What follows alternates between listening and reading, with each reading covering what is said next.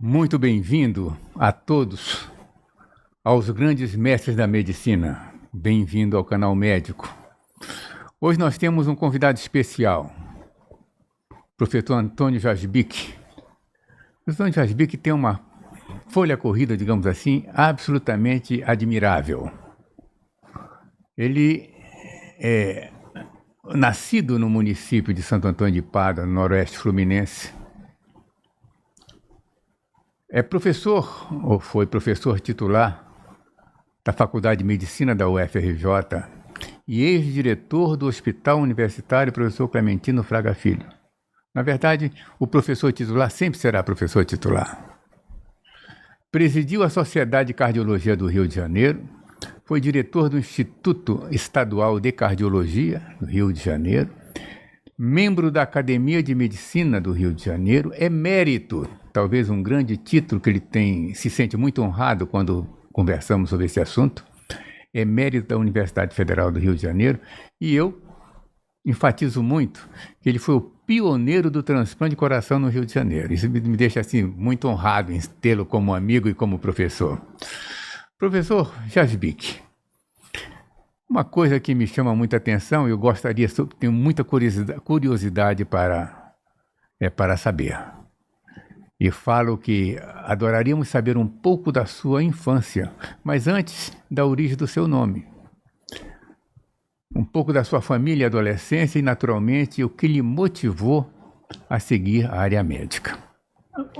Primeiro, agradecer aqui a oportunidade de estar nesse ambiente muito conhecido e bom. Espero estar à altura de responder as perguntas que o meu professor Eudes, que eu tive a oportunidade, ele foi meu presidente da academia, quando eu participei de lá. Agradecer a ele, agradecer ao programa, Canal Médico, e então, agora respondendo a ele sobre a minha infância, sobre o nascimento, eu sou de origem libanesa. Meu pai era libanês, minha mãe era libanesa, não se conheceram no Líbano, eles vieram se conhecer no Brasil. Meu pai veio primeiro, foi morar em Pureza, no distrito de Campos, e depois veio minha mãe, que também libanesa. Ambos foram permitidos vir por causa de guerra, problema de guerra na época, e ela foi morar em Cordeiro. Quando meu pai soube que elas haviam chegado, ela com 15 anos, ele com 30 anos, ele foi lá e pediu em casamento, casou-se com ela, foram morar em Santo Antônio de Pádua, e onde plantaram a toda a história da nossa família. E tiveram 11 filhos. Eu sou o mais novo da família e chamo Antônio de Pádua Jasbik, em homenagem ao santo. Minha mãe, quando eu nasci, ela já estava com 38 anos e ela tinha muito medo de eu ter algum problema, que eles falavam que minha mulher muito idosa podia ter problema no filho. Então ela me fez várias promessas. Primeiro, por meu nome, Antônio de Pádua, e Jasbik da família, né? Antônio de Pádua era em homenagem ao santo, Santo Antônio de Pádua. E me deixou de cabelo comprido até os 4, 5 anos, e também como promessa, e várias outras promessas. Mas, felizmente, graças a Deus, não tive nada, nasci perfeito para satisfação dela e de toda a família. Quer dizer que os Jasbik são vários, e todos assim muito destacados, a maioria são médicos, né? Médicos de muito bom nível, né? Com uma contribuição muito grande para o desenvolvimento da saúde da sociedade e também para o ensino da medicina. Tem uma coisa interessante nesse aspecto, porque o Dr. Zerbini perguntou para minha mãe, Eudes, por que ela tinha tantos filhos na medicina. É mesmo? Por que ela estava caminhando os filhos, queria os filhos todos na medicina. Ela disse para ele assim, é para ver se um fique bom igual o senhor, doutor Zerbini. É mesmo, olha que coisa interessante, né? Essa imagem que nós estamos vendo aí na televisão, nessa tela, quem é o maiorzinho que está segurando esse menor? Pois é, essa história começou lá em Santo Antônio de Pádua. Esse que está me segurando é meu irmão Valdir, que foi como que o segundo pai. Ele nunca casou, quer dizer, nunca casou, ele nunca teve filhos, casou já com 50 anos, não teve filho, mas cuidou da família, dos irmãos, dos netos, dos sobrinhos, até hoje. Ele papai deixava autoridade para ele. Isso é comum mais ou menos na família árabe, o irmão mais velho. Ele é o mais velho?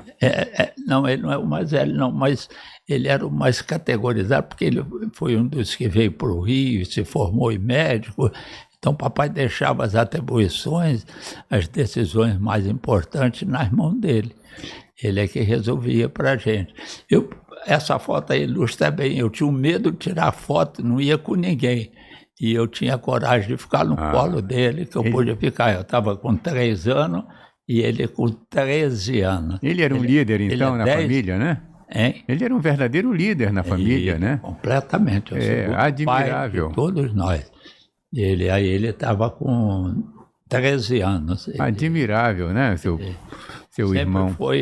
Sempre foi muito dedicado à família, mas nunca quis ter filho. Não, né? Mas tinha tantos irmãos aí para cuidar, né? Pois é, ele falava, tem muito sobrinho para ajudar. Sim. Dividiria conosco um episódio interessante ocorrido durante a faculdade de medicina? Cada um de nós temos um episódio para contar. Qual é o seu caso? É verdade, tem tantos durante a faculdade.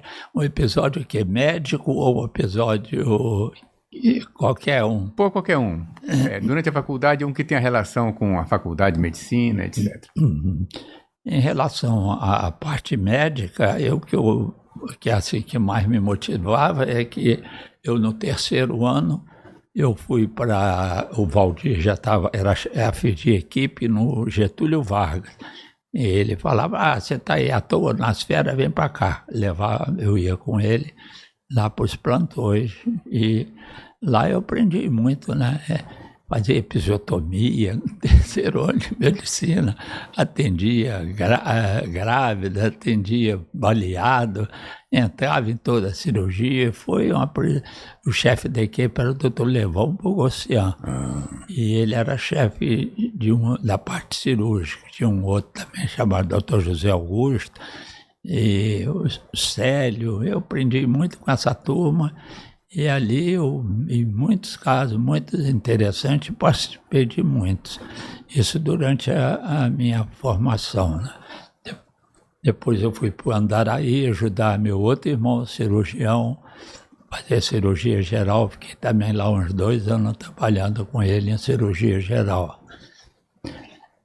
E a sequência disso tudo aí, depois foi o João de Deus, hoje é um colega nosso, foi meu amigo desde a chegada aqui, praticamente aqui no Rio. Ele que me arranjou o primeiro emprego. Eu estava há 2 anos trabalhando de graça lá no Andaraí, ajudando meus irmãos. E ele falou, olha, eu tenho uma vaga para você na Policlínica do Rio de Janeiro para você fazer cirurgia de tórax. Eu falei, mas eu não sei operar pulmão. Não tem importância, não, você aprende lá. E aí eu fui para a Policlínica Geral do Rio de Janeiro fazer cirurgia de tórax. Imagina-se quanta oportunidade foi aberto, né, na primeira fase de curso de medicina, né? É muito interessante. Eu tenho certeza que essa oportunidade atualmente está muito limitada em vista do grande número de alunos que vai ter, mercê da grande quantidade de faculdade de medicina, que certamente vai ser longe do aprendizado que você teve, que eu tive também, né? Nós somos uma geração muito parecidas e eu vejo que as oportunidades que nós tivemos foram muito grandes. Não sei se vai continuar nessa geração atual. Em qual instituição fez suas especializações e com quem trabalhou que gostaria de evocar nessa trajetória? A minha carreira, quem me ajudou a chegar para a medicina foi meu irmão, o Valdir, esse que você viram, que me deu a ideia de fazer medicina. Eu queria ser diplomata, ele me mudou a ideia, falou que era impossível para a gente, que vinha lá do interior, da roça, que não tinha conhecimento de línguas. Ele me convenceu a fazer medicina. Aí eu fui fazer medicina. Mas tem uma história também interessante ainda lá em Pádua, que eu falei para o meu irmão mais velho, chamava Miguel, que trabalhava na roça. E eu falei para ele: Miguel, o Valdir está querendo que eu vá fazer medicina no Rio, eu não quero ir para o Rio de Janeiro. Eu gosto tanto aqui de Pádua, eu gosto da sua companhia, eu passava férias com ele na fazenda. Aí ele falou: olha, se você quiser ficar aqui na fazenda, eu posso fazer duas coisas. Ou a gente divide a fazenda, você toma conta de uma metade, eu tomo conta da outra metade, ou nós dois administramos, alternando. Mas eu acho que não vai ser bom para você. Eu falei: por quê, Miguel? Ele falou: porque seus irmãos estão indo para o Rio, estão formando, sendo doutores, você vai ficar aqui, né? Vai ficar complexado, você é roceiro, os seus irmãos todos doutores. Eu falei: então o que eu faço? Me dá uma ideia. Ele falou: você vai para o Rio, se forma, fica doutor igual eles, depois você vem aqui, compra uma fazendinha para você, eu te ajudo a tomar conta. E assim eu fiz, e assim aconteceu. Muito sensato o seu irmão, hein? Não é? Ele, olha o que é experiência, né? Inteligência, experiência para dar uma orientação dessa magnitude, né? Muito bom. E quais foram os principais desafios que enfrentou no início de sua carreira? Primeiro o vestibular, né? O vestibular era complicadíssimo, né? E eu fui um cursinho do professor Bittencourt, cuja memória eu venero sempre, até rezo por ele, pela alma dele. E ele só tinha 10 alunos na turma, era ali na Rua Farane. Eu ia para lá estudar com ele e ele me dava força. Falou: você é o único que vai passar na faculdade. Os outros, a maioria também tinha mais um ou dois para medicina e os outros eram para veterinária. E eu fiquei com ele era uma maneira diferente. Hoje eu fico vendo esses cursinhos, são livros enormes. Ele dava tudo um exemplo de cada coisa, nada mais. Um exemplo de um problema de física, um exemplo de um problema de coisa, e aquilo me ajudou, porque eu não estava acostumado a estudar tanto assim, né? Então eu estudava só aquilo que ele me dava, ele só me dava o essencial. E com isso deu para eu passar, realmente eu passei no 60 lugar, 60º lugar, na Praia Nacional. Todo mundo falava: não, você é nacional, você não vai passar nunca, isso aí é só para a gente, muito bem preparado. Você vai passar para as outras faculdades, lá tinha Ciências Médicas, que hoje é o UERJ, né? Mas eu passei pela Nacional e fui o primeiro da família a passar para lá. Pois é, um passo grandioso, né? A Faculdade de Medicina, na época era a Universidade do Brasil ou já era a Faculdade de Medicina da UFRJ? Não, Universidade do Brasil. Do Brasil, pois é. Na Praia Vermelha. Praia Vermelha, exato. Uma estrutura toda montada na Praia Vermelha. Não, né? Tem alguma foto da universidade? Da universidade? Era na nossa formatura de 50... Essa já é a comemoração do Jubileu de Ouro, hein? Olha só. Isso, Jubileu de Ouro. Eu tenho uma pergunta para fazer.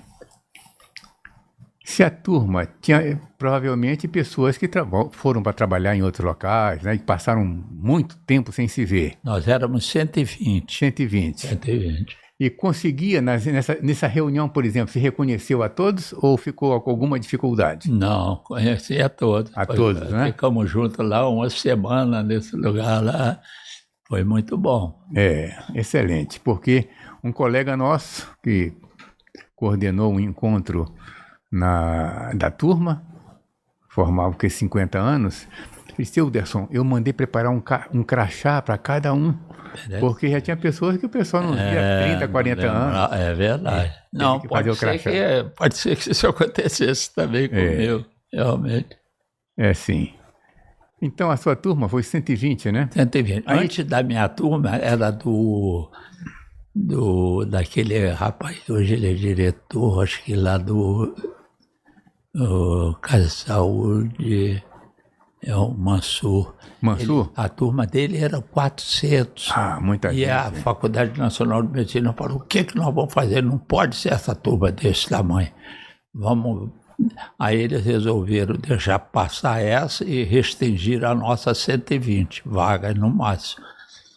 E a deles era 400. Muita a gente, nossa né? ficou para 120 apenas. Muita gente. Nessa época, provavelmente, havia no Brasil, o que é umas 55 faculdades de medicina, talvez, né?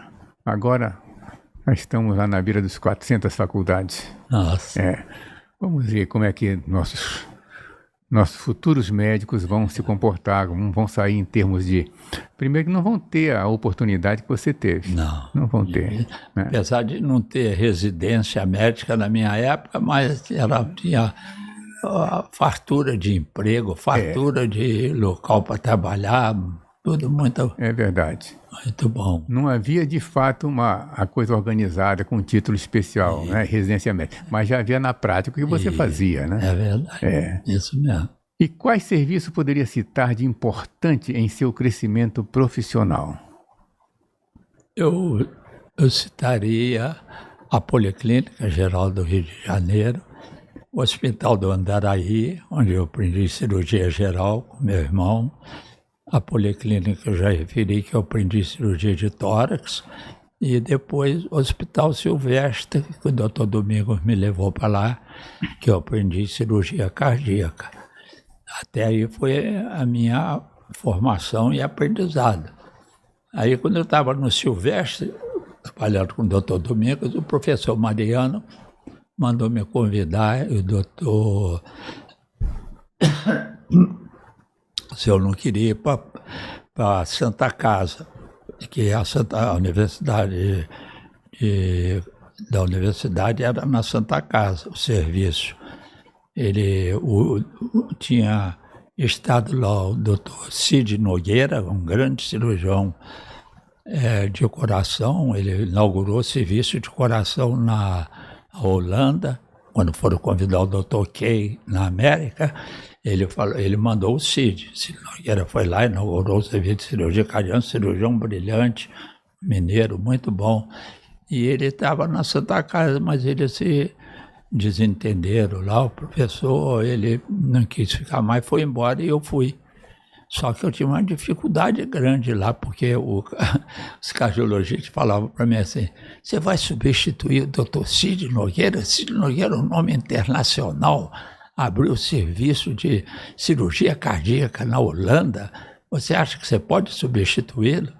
Eu falei, eu acho que eu posso, porque não é só o Pelé que pode jogar bola, tem o Quarentinho, tem o Garrincha, tem vários outros que menos qualificados, mas que dá para viver, senão vai ficar todo mundo, só pode ser ele. E aí, aos poucos, eu consegui ir me impondo e fazendo, cheguei a operar uns 60 ou 70 doentes na Santa Casa de Misericórdia, antes da gente ir para o Fundão. E foi lá que eu defendi essa tese. Ah, sim. Uma nova tese de professor. Permita-me aqui. Eu era professor auxiliar, aí com a defesa dessa tese, eu pude passar e sendo qualificado aos poucos. Perfeito. Permitam-me dizer aqui, abrir um pequeno parênteses. Professor Antônio de Pádua Jasbic, ele apresentou uma tese ao concurso de livre docência, não é isso? De cirurgia cardiovascular, Faculdade de Medicina da Universidade do Rio de Janeiro, 1970. Olha o título, Nova Técnica de Perfusão Retrógrada do Miocárdio. Na época, isso aqui era revolucionário, estudo clínico e experimental. Não vamos nos deter em detalhes, mas poderia dizer, em poucas palavras, como funcionava, o que era essa técnica de perfusão retrógrada? Pois é, essa técnica foi produto do trabalho, né? Como dizia meu chefe, só o trabalho ensina, né? O que ensina a gente é o trabalho, né? O trabalho ensina muito. Nós estávamos operando um doente em Niterói e quando ele abriu a aorta para canular as coronárias, para perfundir, para proteger o coração, estava saindo sangue pelas coronárias. Aí ele notou, falou, não preciso... Está voltando sangue, então, porque ela está sendo perfundida, o sangue já bem vermelho, e viu que o sangue estava vindo retrógrado. Aí ele me propôs a gente fazer um estudo experimental que gerou essa tese aí. Eu fui para cachorro, operamos muito cachorro e sempre fazendo a perfusão ao contrário do coração, em vez de perfundir das coronárias para o átrio direito e para o ventrículo direito, nós perfundíamos o coração ao contrário. E deu certo, e viu que isso é possível, e hoje tem muita gente que ainda usa essa técnica de perfusão retrógrada. Tem alguns cirurgiões que operam assim. Então, durante o nosso trajeto aqui para o estúdio, você me contou acerca de foi um holandês ou francês, que também estava fazendo um trabalho parecido lá no seu estado, no seu local de trabalho, né? Esse doutor, eu não sabia, não conhecia o trabalho dele, quando eu achava que o meu estava garantido, porque era uma tese. Mas 2 anos depois, que eu fui apresentar em congresso, fui rever literatura, ele estava apresentando aquele ano, 2 anos depois da gente, um trabalho muito parecido com o nosso. E ele ficou como pioneiro eu dessa vejo técnica. que o brasileiro não são muitos assim que gostam de publicar os seus trabalhos, suas observações. E sobre esse aspecto nós pecamos, né? Muito. Quanto pioneirismo nós poderíamos ter aqui se tivesse alguém empenhado em escrever essas observações e transformar isso num trabalho científico. Mas vai crescer, tem esperança que isso possa crescer com os novos estímulos que se tem. Tem uma questãozinha que eu gostaria de levantar. Que figura importante participou ou inspirou na sua caminhada? Qual é uma figura ou que figuras? Figura. Colegas que ensinaram, que foram exemplo e que lhe inspiraram. O meu irmão, que sempre nos trouxe e nos encaminhou para a medicina, foi o primeiro passo e o mais importante, né? E eu ia assistir às cirurgias. Um outro meu irmão, que chamava José, que era cirurgião geral, ele me levou para assistir na Casa de Saúde do Fernando Paulino, na rua Conde de Irajá. Fernando Paulino foi um cirurgião competentíssimo, operou só de colega nosso, 1.500 colegas. Ele fazia uma reunião nas quarta-feiras, o José me levou para assistir. Ele era cirurgião geral, meu irmão José. Ele gostava, o doutor Fernando gostava dele, no final da carreira até deu material cirúrgico todo para ele. Mas o que teve de interessão nisso daí é que eu estava no 6º ano, na Santa Casa, fazendo clínica médica. E eu adorava meus professores, achava eles os máximos. Professor Weissman, professor Fraga, professor Boa Vista Neri, os caras eram muito inteligentes, eles davam cada aula de você ficar de boca aberta, como se diz, né? Eu vou fazer isso. Mas quando eu fui assistir cirurgia com meu irmão no Fernando Paulino, eu cheguei à conclusão engraçada. Os clínicos sabem tudo, mas quem resolve é o cirurgião. Pô, eles é que abrem, vão lá, tiram as pedras. Não, acho que eu vou fazer cirurgia. Aí é assim que foi que eu mudei para cirurgia. E a sua carreira de diplomata, então, acabou? Acabou. Meu irmão me provou que não dava para gente, não. Mas nós temos essa imagem ocorrida, foi 18 a 20 de abril de 2008, 35º Congresso da Sociedade Brasileira de Cirurgia Cardiovascular. Quem está nessas fotos? Aí os dois grandes nomes da cirurgia cardíaca. Esse, como é que eu identifico ele? À direita? A minha direita? À direita, A minha esquerda, na foto da minha esquerda, professor Domingos Junqueira de Moraes. Esse homem era muito inteligente, muito esperto. Ele que trouxe a cirurgia cardíaca para o Rio de Janeiro. Foi pioneiro para o Brasil. Ele foi levar o doente para operar de pulmão nos Estados Unidos, aí ele viu a circulação extracorpórea, que começava a cirurgia de coração nos Estados Unidos. Ele veio, trouxe uma bomba, o doutor Fernando Paulino também era uma pessoa muito especial, deu todo apoio a ele e ele começou a fazer cirurgia cardíaca. primeiro em animais, logo em gente, operou várias pessoas, foi ele que me levou. Meu irmão me levou para medicina, ele me levou para cirurgia cardíaca. Tem outra figura aí exponencial, o professor Adib Jatene, ao lado da senhora dele. E mais além, o Mário Junqueira, que é filho do Dr. Domingos, que é nosso colega lá na academia. Mário Junqueira. Foto de muita lembrança. Membro da Academia de Medicina do Rio de Janeiro.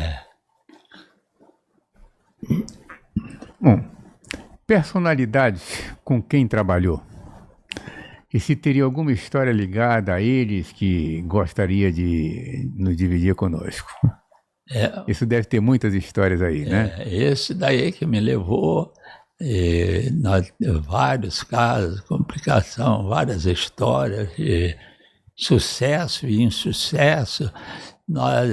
Todo sábado nós íamos operar cachorro no hospital de Iazerge.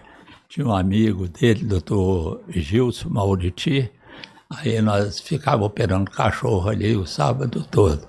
Depois ia comer um pão com alho ali pertinho e aprendi muito. Naquela época ninguém colocava a cana de perfusão para bomba de extracorpórea, era colocada na artéria femoral, na perna. Ninguém colocava na aorta. E ele teve a ideia de a gente começar a colocar na aorta. Nós começamos, eu fazia, você vê o desprendimento desse professor. Ele, quando um colega, esse Cid Nogueira, que eu referi antes, sim, que teve abrindo serviço na Holanda, não sei o que, ele estava aqui no servidor do Estado, ele quis ir lá ver a gente colocar na aorta a cana para perfusão na aorta, em vez de usar a perna. Aí o professor Domingos falou, não, Antônio, você que pôs, você que é craque lá no cachorro, e me pôs para fazer a bolsa e canula a horta para o doutor Cid assistir. Foi pioneirismo. Né? Então essa técnica foi inovadora, né? Inovadora. Quer dizer, estamos no Rio de Janeiro nessa época. Femoral. Não, né? Só a horta. A horta. Parabéns aí por essa... essa identificação de uma técnica interessante. Ele foi o grande exemplo para mim, foi o doutor Domingos. Ele e meu irmão, né? Os dois que... quer dizer... O Adib Jatene, que você viu aí, que é um figuraço, né? Que foi tudo. Chegou a operar com o professor Adib Jatene? Quem? Eu? Sim. Não operei. Né? Mas ele veio aqui aprender duas coisas aqui no Rio de Janeiro, que pouca gente sabe disso. Uma, ele veio pegar uma bomba de circulação extracorpórea, que era do professor Sayeg, lá no Mocorro. Professor Sayeg, sim. Professor Sayeg. Ele foi lá, o Sayeg cedeu a bomba para ele, porque ele não estava operando. Ele, num carrinho pequeno, uma V-Maguete, pegou a bomba e eu fui com ele para ele fazer, ele não conhecia bem o Rio, e ele levou a bomba para lá. Isso foi uma ajuda que teve. A outra ajuda que eles estavam tendo dificuldade porque eles operavam com uma máquina que punha 4, 5 litros de sangue. Então era muito complicado para eles a máquina de sangue. E o doutor Domingos desenvolveu, o meu irmão também participando, um oxigenador que chamava oxigenador vertical pequeno, que não precisava pôr sangue nenhum, só com soro você fazia a circulação extracorpórea. Foi o doutor Domingos e meu irmão que inventaram essa técnica, e ele e o doutor Zerbino vieram ver, porque eles estavam tendo dificuldade, 4, 5 litros de sangue para cada doente. Aí eles estiveram lá no Silvestre olhando como é que era essa técnica. Quer dizer, chamava técnica de hemodiluição. Vieram aprender aqui também, né? Que coisa bonita, né? Você ser um instrumento de ensino para um outro colega. Teria algum caso especial com um de seus pacientes que nos daria o prazer de conhecer? Todos nós temos um caso especial, né? Lembra de algum? Ainda na minha formação ou já depois de médico? Depois de médico, pode ser depois de formado. Depois de médico, acho que o que mais me motivou, o que mais me deu estresse cirúrgico foi o transplante cardíaco, né? Porque ninguém estava fazendo aqui no Rio, e os poucos que fizeram tinham morrido todos, e isso daí quando eu fui para o Instituto Estadual de Cardiologia, eles só operavam varizes. E Leôncio é que me convidou para ir para lá. Ele era secretário na Secretaria de Saúde. E eu falei, Leôncio, eu estou aposentando no fundão, deixa eu descansar agora um pouco. Não, preciso de você. Levou. Tinha o pessoal que... Isso é uma... Não sei se a gente pode fazer essa crítica, essa mania de o hospital ser, os diretores ser escolhido politicamente. Isso daí eu acho que atrapalha um pouco, porque se o hospital está bem, se o diretor é bom, não interessa qual a política dele, é o meu modo de ver. Leôncio me levou para lá, não, eu preciso dele, ele é técnico, eu vou pôr, e me colocou lá como diretor. Cheguei no hospital, falei, olha, eu daqui a 3 meses eu quero operar coração aqui. Aí a Assembleia riu de mim, né? Como que seria impossível. 3 meses depois eu marquei uma cirurgia, operei. A mesma coisa aconteceu com o transplante. Eu falei, olha, eu vou fazer um transplante cardíaco aqui. Aí eles riram, vocês estão malucos, falta de responsabilidade, nós não temos condição, não tem isso. Eu falei, tem toda a condição, estou todo dia operando gente aqui. Mas não tem, para saber imunologia. Eu falei, a gente pega em outro lugar, enfim. Fui atropelando e Deus me ajudou e saiu o transplante cardíaco. O primeiro transplante, eu queria destacar um segundo triciclo. Esse foi o segundo. O primeiro eu fiz foi lá no fundão, um transplante super inusitado, porque eu estava operando, tinha vindo um colega de São Paulo fazer uma demonstração cirúrgica, eu tinha convidado, ele operou, deixou o doente no CTI e foi embora. E me chamaram que o doente tinha feito uma parada cardíaca. Eu voltei para o hospital, como massageando o doente, levei ele para o centro cirúrgico e fica operando ele a noite toda. Eu, Leôncio e Henrique Murat e o Eduardo Bastos, que era a nossa equipe naquela época. Operamos a noite toda e não conseguimos recuperar. O coração não voltava. Aí eu já ia desligar para parar, né? Parar a extracorpórea. Aí ele, cadê o anestesista? O anestesista foi aí do lado. Ué, que ia fazer o quê do lado? Cirurgia aqui. Aí fui lá, ele ia haver um transplante de rins. Aí eu fui lá, falei, eu pedi à família, olha, vocês estão doando os rins, vocês não doariam também o coração para mim? Aí a família doou, nós tiramos o coração, transplantamos e o doente saiu. Foi para o pós-operatório. Infelizmente, ele não acordou. Não sei se foi muito tempo de bypass, que ele ficou mal a noite toda em extracorpórea. Naquela época, a extracorpórea era limitada a 2, 3 horas no máximo. Ele ficou a noite toda.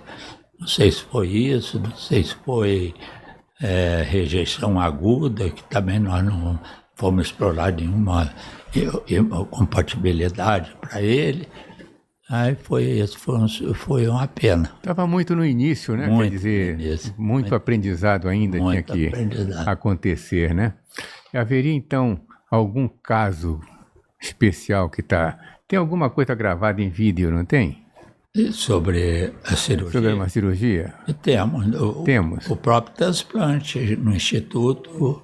O do fundão eu não tinha, foi tudo acidental, não teve nenhuma gravação. O do Instituto nós gravamos tudo. Tá certo. Essa aqui é uma das cirurgias que selecionamos, né? Aí eu e ele já praticamente saindo do hospital, operamos esse caso. Esse caso foi um caso também muito difícil. A mulher tinha levado um tiro no ombro esquerdo de fuzil e a bala atravessou ela toda, foi parar no ventrículo esquerdo. E nós abrimos para operar, ela chegou viva no hospital. Aí nós fomos operar pela chapa, via que tinha uma bala enorme, me parecia que estava na projeção do ventrículo ou do pulmão. Aí o Cláudio abriu, nós fomos procurar a bala, não achava a bala. Abrimos a pleura para ver se estava na cavidade pleural, não estava. Aí eu pus a mão no ventrículo, tinha um frêmito no coração. Eu falei, ué, ela pode estar aqui. Aí pusemos em extracorpórea, abrimos, a bala tinha atravessado o átrio direito, mas não sangrou. Eu falei, como é que não sangra? Uma bala de fuzil atravessa o átrio e não sangra. Eu acho que é pela temperatura, quando ela passou, ela fechou o átrio direito, não sangrou. Aí atravessou o ventrículo, furou o ventrículo, ficou no átrio esquerdo. Aí nós abrimos o ventrículo esquerdo, tiramos a bala, fechamos o orifício que ela tinha feito no septo e, graças a Deus, a mulher recuperou muito bem e uma semana foi embora. O marido dela era policial, tinha dado um tiro de fuzil nela a 1 quilômetro mais ou menos de distância. Entrou no ombro direito dela. E não houve, digamos, laceração dos tecidos que justificasse uma hemorragia, nada? Nada. Interessante, hein? Como é que pode, né? Uma bala enorme. Cadê a bala? Vê se ele mostra ali, ó. Olha lá, a gente tirando a bala, ó, abrimos o ventrículo esquerdo, que ele até aí não achava a bala. Ela não sabia onde estava a bala. Ele pensou que ela estivesse no saco pericárdico, entendeu? Sim. Mas não estava. Aí, finalmente, nós descobrimos que ela estava aí dentro. Aí, pusemos em bypass, paramos o coração, estamos abrindo o ventrículo esquerdo. Aí, estamos catando a bala. Tem uma bala aí de fuzil. Vamos ver. Ela não queria sair muito fácil. A gente tinha que ter cuidado para não lesar a válvula mitral, né? Aí, com cuidado, com jeito, finalmente conseguimos tirar. Veja o tamanho da bala. Quer ver? Bala de fuzil. Danada não quer sair, não. Não, olha o tamanho da bala. O tamanho da Isso bala. é projetil usado em guerra, né? Né? É. Olha o tamanho. Usado. Aí fechamos. A mulher teve, ó. Só que ela não queria, nós não podemos anunciar isso, porque ela pediu que não divulgasse nada. Isso o marido dela podia matá-la. É verdade, eu entendo esse medo que uma situação dessa acarreta. Uma pergunta interessante: como foi que equilibrou sua carreira com vida pessoal durante tantos anos? Como é que fez a atividade médica, cirúrgica, certamente muito solicitado, e a atividade na família? Eu tenho que agradecer isso muito à minha esposa. Minha esposa, coitada, ela foi para o sacrifício. Dona Sônia? Dona Sônia. Parabéns, Dona Sônia. Ela não foi estudar, só estudou o ginásio, até o primário e o ginásio, e aí foi criar filho. Casou com 20 anos, eu com 28, ela com 20, e tivemos 5 filhos, e tenho muito que agradecer a ela. A mãe dela também ajudava ela, tivemos os 5 filhos, como eu te contei a história da moça com artrite, né? Ninguém queria ajudar a gente, não tinha mais empregada. Tem 5 filhos, não podemos não. Aí ela dedicou a vida a criar os filhos e agora está ajudando a criar os netos. Olha só, e é uma prole grande, né? São 9 netos, todos homens, e as meninas querem uma filha, querem uma menina e não conseguem, só nasceu uma. Elas falam, isso é praga do papai, negócio de árabe só quer filho homem, porque ele tinha essa tradição no filho homem ajudar mais a família e a filho homem dar menos trabalho, não sei. Eu sei que eles queriam o filho homem, não sei se era para guerra, para que eu não sei. Havia uma cultura, então, desse desejo, né? Uma cultura de querer filho homem. E aí tem 9 netos, todos homens. Muitos netos ali, ó. Tem uma geração. São todos homens, esses daí estão enormes. Aqueles 2 que estão segurando ele são os mais velhos. Ele casou agora. Sim. Aquele que está, não sei como é que eu mostro ele. É aquele de camisa meio amarela. É o do meio, né? É do meio, que está com outros netos no colo. É o pequenininho lá. Aquele chama Tiago, casou mês passado. Sim. Muito bom, muito interessante essa construção familiar. Uma pergunta. Hobby. Tem algum hobby que você gosta? Atividade que ajuda, digamos, destressar fora do ambiente hospitalar. Eu costumo dizer, assim, que a gente gosta muito daquilo que a gente faz na infância, na juventude da gente, né? São marcas indeléveis que ficam, e quando são boas, são inesquecíveis. Eu me lembro que a minha prática, era domingo, nós íamos para a missa, saía da missa, sentava num bar que tinha um patrício, fazia quibe, um quibe gostosíssimo, tomar uma cervejinha e depois ir lá para o Rio Pomba, que é o rio que divide a minha cidade. Conheço o Rio Pomba. Conhece, né? Conheço. E nós pegava o barco e ia descendo o rio, até onde a gente achava que dava para voltar depois, né? Para descer era ótimo, né? No minuto a água levava a gente, descia as cachoeiras e depois para voltar sofria um pouco, né? Mas... E outra coisa que eu gostava muito era dirigir charrete, dirigir cavalo. Meu irmão tinha um cavalo que era um espetáculo. Cavalo era como se fosse o carro mais chique que hoje temos aí. Ele passava no cavalo em frente ao Colégio de Pádua, a rua era de paralelepípedo. O cavalo quase que cantava uma música com a marcha dele. As meninas escutavam, vinham para a janela ver meu irmão passar. E a coisa que eu mais gostava, o presente maior que eu ganhava era esse. Que ele, às vezes ele queria dormir na cidade e falava, Antônio, você leva o cavalo para a roça para mim? Eu falei, mas com que prazer. Montava no cavalo, o cavalo era tão danado, rapaz, que eu não tinha que fazer nada. Eu sentar, segurar a rédea, ele ia direto lá na frente. Ele abria as porteiras, eu não precisava abrir porteira, não. Ele fazia assim com o pescoço, abria a porteira. Então, eu me levava lá, só faltava falar, tira essa arreia de mim. Eu desarreava, ele saía correndo. Então, essas memórias, isso realmente, até hoje eu tenho esse prazerzinho quando eu vou a Pádua, que eu tenho um tempinho, vou dar uma volta a cavalo. É interessante, né? Muito. Eu gosto, por exemplo, quando subimos a serra, eu mexo nas plantas. Né? E você fazia isso de rapazinho? Não é? Eu gosto de tratar das plantas, jogar água nas plantas, né? Gosto também, por exemplo, de ver as plantas crescerem e fotografar. Fotografia eu tenho centenas delas. Fotografia é um hobby muito interessante. Da foto, né? Tem umas coisas muito interessantes.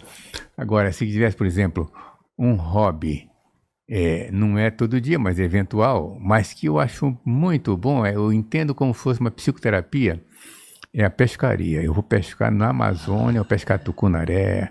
Aquilo é bom que não tem como contactar com nada, né? Nós estamos lá navegando em direção a um lago e... É uma meditação, não? É como se estivesse meditando, não? É mesmo. É muito interessante. É mesmo. Durante a sua vida médica, professor Antônio Jasbic, teve alguma experiência internacional? Eu soube que o senhor esteve lá com um grupo de brasileiros lá em Cuba, é verdade? É verdade, né? Estive lá em Cuba 2 vezes. Na época estava em moda, Cuba estava com cartaz de ser um grande centro. E nós, sem saber, nós chegamos lá no dia, 2 dias depois, ia ter inauguração do tal centro médico. Ele tinha construído um enorme centro médico e estava inaugurando. E nos convidou para participar, para ir. Qual foi o grupo do Brasil, de brasileiros que foram nessa oportunidade? Esse é um deles, o Adib Jatene, aí estava dando uma aula, eu estava sentadinho lá, eu presidi a mesa e dei a palavra para ele estar fazendo a explanação dele. Eu também depois apresentei um trabalho da nossa experiência com a cirurgia cardíaca. E depois fomos para aquele enorme banquete que você já passou ali, o comandante Fidel Castro nos recebeu. Esse à esquerda de marrom é o Fidel Castro, né? É o Fidel Castro. Ele recebeu cada um pessoalmente na entrada e eu fiz uma pergunta para ele, deixa eu me ver, sobre o Brizola. Não sei o que eu falei, é verdade, meu comandante, que o Brizola, alguma coisa, uma fofoca política que tinha tido. Ele conhecia o Brizola? Ele é muito simpático, né? Pronto. Aí foi o maior jantar da minha vida. Nunca tive um jantar tão bacana, tão elegante como ele ofereceu para a gente. Sei. Uma outra questão. Você sabe que a medicina talvez seja uma das ciências que avança muito, né? Não para. Eu lembro de uma declaração de Berardinelli que dizia assim, o médico nunca para de estudar. E é verdade. Não tem como parar de estudar em medicina. Sempre tem coisas novas acontecendo. Desses avanços, tem algum que lhe empolga, assim, em particular? Eu acho que na nossa especialidade, na cirurgia cardíaca, as etapas mais ou menos, por assim, uma eu já falei, foi essa da história que o doutor Domingo descobriu, a hemodiluição, que você, em vez de usar 4, 5 litros de sangue, de repente a gente parou de usar sangue. Então, tem doente que a gente operado não tomava sangue nenhum. Eu tenho uma lembrança de uma moça que era testemunha de Jeová. Eu fui operá-la e ela falou que não queria tomar sangue de jeito nenhum. Peguei e não dei sangue ela mesma, não. Só que ela ficou com hematócrito de 20 e poucos. No pós-operatório ela fazia taquicardia. Eu falei, minha filha, você tem que tomar sangue, eu tenho que te dar sangue já no pós-operatório. E ela fala, por que você vai me dar sangue? Você está com taquicardia aí por falta de sangue. Ela falou, então faz o seguinte, se eu dar uma volta aí e volta daqui a uma meia hora e a gente conversa. Eu falei, tá bom. Aí ia ver os outros doentes, quando voltava, a mulher estava com ritmo normal. Eu não sei se a oração que ela fazia, eu não sei. Eu sei que ela, em uma semana, ela recuperou o sangue dela, e eu não dei sangue nenhum para ela. E baseado nisso, eu inventei uma técnica lá no fundão de colher o sangue do doente que ia ser operado e guardava 1, 2 bolsas. E no dia da operação eu devolvia para ele. E fizemos uma série lá, o hematologista de lá, vamos ver se eu consigo lembrar o nome dele, me ajudou muito nisso, ele vibrava com isso. Tivemos uns bons casos, um bom número de pacientes, sem dar sangue nenhum, só tomando o sangue dele próprio. Fazia um estoque do próprio sangue, isso, né? Eu já vi colegas amigos que foram fazer cirurgia na França e levaram seus próprios bolsinhas de sangue. Fizeram isso? Fizeram. Não sabia. Fizeram. Muito bem. E também tem a parte da robótica, né? Que deve estar ajudando muito as cirurgias cardíacas. E a própria inteligência artificial, eu penso que deve dar sua contribuição. Temos que saber o limite e saber interpretar bem os dados para não deixar qualquer, digamos, manifestação ou opinião da chamada IA no sentido de conflitar com alguns conceitos que, na verdade, podem ser os conceitos prevalentes e verdadeiros. Ontem eu tive uma surpresa agradável. Eu tenho um sobrinho que também está na cirurgia cardíaca e está fazendo 2 cirurgias por dia lá em Araponga, no Paraná, interior do Paraná, perto de Londrina. Aí eu falei com ele falou, tio, já estou operando com robótica. Eu falei, mas onde você aprendeu isso? Ele falou, eu fui no Triângulo Mineiro, como é que chama aquela cidade do Triângulo Mineiro? Uberaba, Uberlândia. Ele falou, estive em Uberlândia, Uberlândia está fazendo mais robótica do que São Paulo, do que todo mundo. É a maior experiência do Brasil, está lá em Uberlândia. Eles estão operando muita coisa. E operam coronária, rapaz, com robótica. É mais demorado, mas o doente fica muito satisfeito porque não abre o tórax dele, através de pequenos orifícios que se fazem, e ele está entusiasmado com isso. Acha que isso vai tomar conta. Vai ajudar muito, não é isso? Muito bem. E uma pergunta, já estamos quase chegando ao final. Tem, digamos, alguma ideia em relação à possibilidade de uma revolução na medicina nos próximos 20 anos? Onde é que nós vamos evoluir? A IA, né? Está na moda, está todo mundo falando. Vai avançar, né? Vai avançar. Eu tenho uma opinião mais ou menos simplória sobre ela. Eu acho que é formidável. Eu sempre fui favorável a todos os progressos. Nunca vi nenhum progresso ser maléfico. Isso que eu vi, todos foram favoráveis. Agora, como nós comentávamos no carro, né? Professor, você pode usar para o bem e do mal. Vai ser uma arma espetacular, mas se você quiser usar para o mal, vai usar. Eu me lembrei quando eu fui visitar a casa lá do Santos Dumont, em Petrópolis, nós estivemos lá visitando. No final, com aquela alegria toda, que ele rodou a Torre Eiffel, no fim fomos descobrir como ele se matou. Por quê? Porque ele achava que o invento dele era para progresso e para o bem da humanidade. Foram usar para guerra, para matar os outros, para bombardear, jogar bomba. E ele parece até, tem dúvidas se ele suicidou, não parece que suicidou, porque ele era contra isso, não é para isso que ele estava criando o aeronáutico, os voos, né? Então é isso, você pode usar para o bem, para o mal, pode usar para o bem. Você vê, a aviação é um progresso formidável, mas também pode usá-la para o mal, jogar bomba nos outros, matar as pessoas, né? Tudo depende. Isso é verdade, né?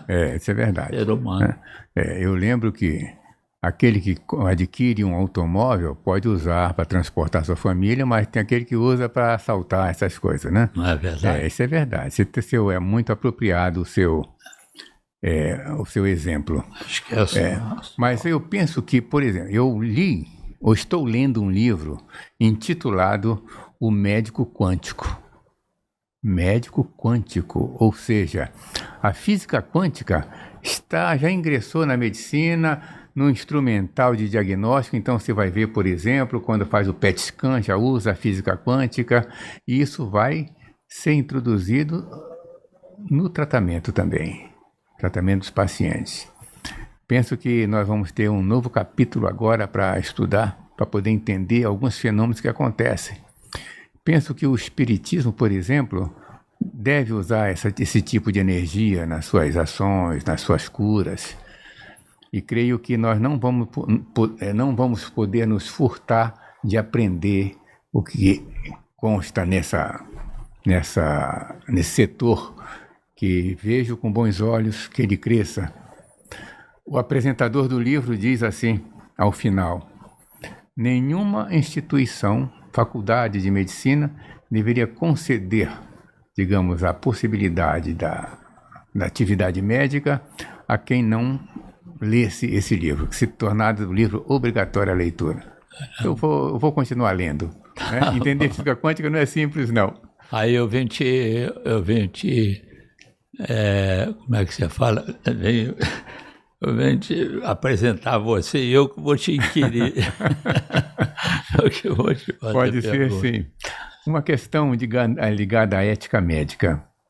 Diante dessas novas tecnologias, como a inteligência artificial, que já se manifestou, né? E a biotecnologia, que estão criando muitas coisas em laboratórios. Por exemplo, na parte de imunidade, né? Aquele ponto certo de conduzir como se fosse uma molécula que vai destruir uma metástase, por exemplo, alguma coisa assim. Isso eu acho que é um grande avanço muito grande, né? Nessa área. Pois é, eu li uma coisa que eu sempre pensei por que não se fazia. E eu li que tem um rapaz lá no sul começando a fazer.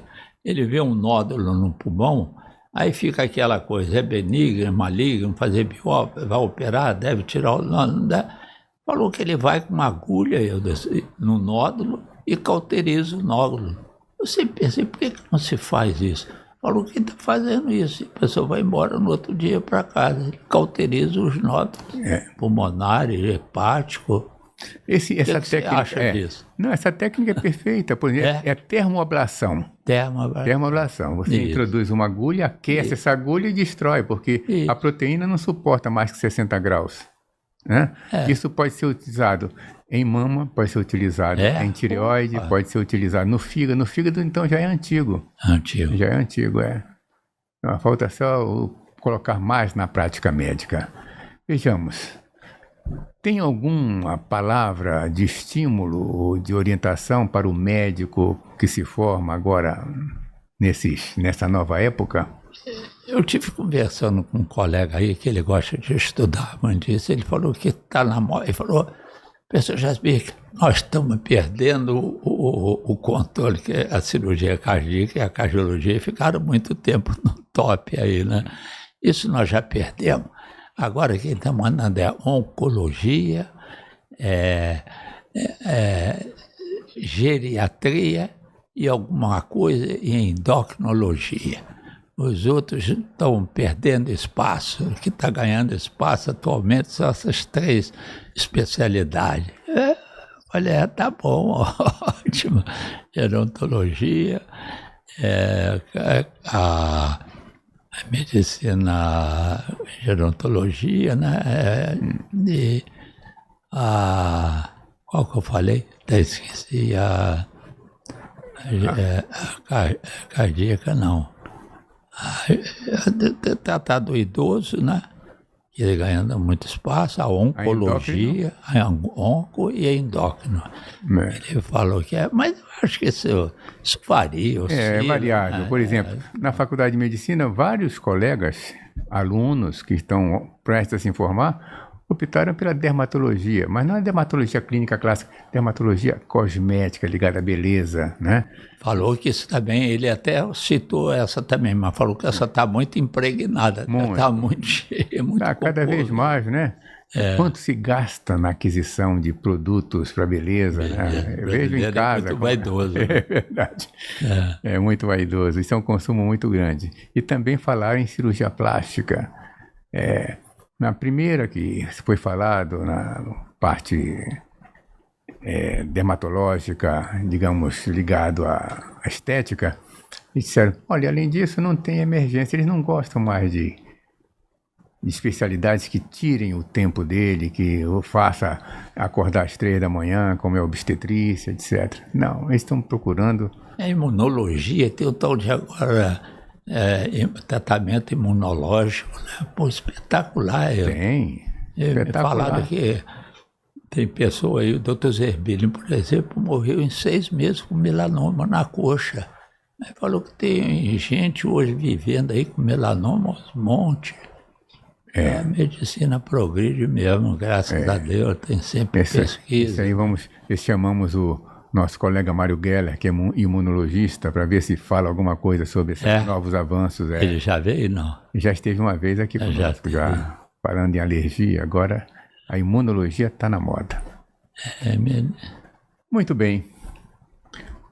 Na sua opinião, qual o aspecto mais gratificante e o mais difícil de ser médico? Saberia responder isso? Qual o aspecto mais? Mais, digamos, gratificante e o mais difícil de ser médico.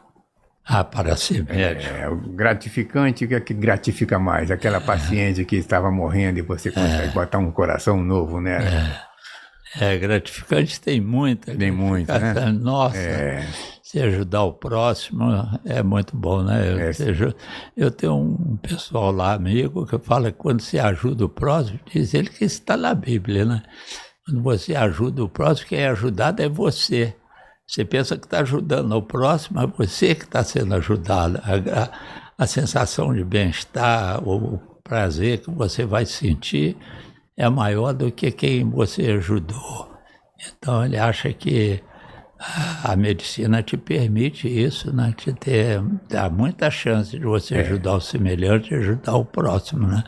Então, nessa parte é muito gratificante. E qual a outra pergunta que era? A outra questão seria o mais difícil de ser médico. O mais difícil? Hoje em dia, acho que é o vestibular. Eu tenho umas conhecidas aí. Como é que você passou para o UERJ? Fiz 3 anos fazendo o curso. Outra, 4 anos que eu estou fazendo concurso para o UERJ, para o fundão. Eu falei, mas por que está tão difícil assim? Ele fala que o que atrapalha um pouco é o tal da cota, né? Tem cota para tudo, cota para índio, cota para não sei o quê, cota porque essas cotas dificultando muito o acesso às públicas. E as particulares, o que dificulta é o dinheiro. São muito caras. São caras. 14 mil, 13 15 mil, em torno disso, Eu estou com 2 netos, um está estudando, está no 3º ou 4º ano de medicina. O outro irmão que quer ser médico está esperando ele formar para ele ir, porque a filha não vai conseguir suportar pagar os dois, cada um com 14 mil. Já ouvi essa história. Né? Já ouvi. Mas... E agora, eu ouvi também uma história de que tem uma faculdade já cobrando um preço mais em conta porque não está encontrando alunos. Ah, tá Não bom. sei se é verdadeiro. Pronto. Mas a classe médica, de um modo geral, pensa que esse excesso de faculdades não mais vai ajudar o povo brasileiro. Eles são contra. lamento. A maioria, o professor Fraga era muito contra. Né? Ele achava que nem... Muito bem, nós estamos acabando. E tem aqui uma pergunta final.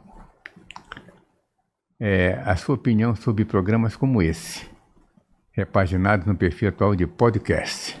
Nós estamos fazendo um podcast. Como é o caso do Canal Médico. Esse é o Canal Médico que você está participando e quero dizer, em nome desse Canal Médico, é um prazer muito grande tê-lo conosco. É uma figura que tem uma experiência de vida aqui fantástica, né? Já poderia perfeitamente escrever um livro sobre Antônio Jasbik, uma saga na cardiologia. Né? Muita coisa para contar. Muitíssimo obrigado. Realmente, eu tenho muita história. Acho que eu estou vivendo muito. É por isso que está sobrando história. Né? Eu já estou com 87 anos, né? E daqui a pouco estou beirando aí os 90 e você vai acumulando história, né? Mas né? Mas chegar nessa idade, com cérebro bom, andando com as próprias pernas, bem-humorado, com vontade de fazer alguma coisa, isso é a glória, né? Esse evento que você está me proporcionando, que eu devo te confessar que eu não conhecia, nem vi. E agora, a partir de agora, eu vou divulgar e vou assistir. Quero ver como é que fica. Acho formidável. É tudo que identifica, tudo que divulga conhecimento, né? Tudo que divulga aprendizado. É muito bom. É verdade. Muito bem. Quer sugerir algum nome para o próximo encontro ou não? Próximo encontro... Ou quer pensar? Pode pensar. Eu te passo... Sugerir um nome. Eu vou pensar uns 2, 3 nomes e mando para você. Que possa, digamos assim, contribuir como se está contribuindo, né? Em qualquer especialidade. Qualquer especialidade. Tá bom. O título é Grandes Mestres da Medicina. Tá bom. Então, aquele indivíduo que já prestou uma contribuição ao ensino, que já criou alguma coisa. Não precisa ser tão grande, porque senão eu não estava aqui. Né? Não, você está na categoria dos grandes mestres de medicina. Tá bom. Então, nossos diletos colegas, tem tantos assistindo, vão assistir esse programa seu, vai encontrar médicos da especialidade, fora da especialidade, vai encontrar assistente social, enfermeiros, e não que nenhum que tenha, digamos assim, uma atividade ligada à saúde, mas por curiosidade vão ver certamente um professor Jasbik e vão assistir esse programa. Esse programa vai para o mundo, né? Está acesso, o mundo inteiro pode assistir. E é possível nós colocarmos todas as suas palavras, fazer uma legenda em mais de 100 línguas. Então, se quiser fazer lá na língua árabe, tem como fazer. Olha, tem como fazer, Normalmente o pessoal opta por fazer o inglês, porque o inglês é mais universal, né? Mas tem outras opções também. Então, se você que está assistindo gostou, pode curtir, comente, compartilhe, ative o sininho, que esse canal está crescendo cada vez mais. A todos, a nossa saudação, o nosso apreço. Um abraço a todos.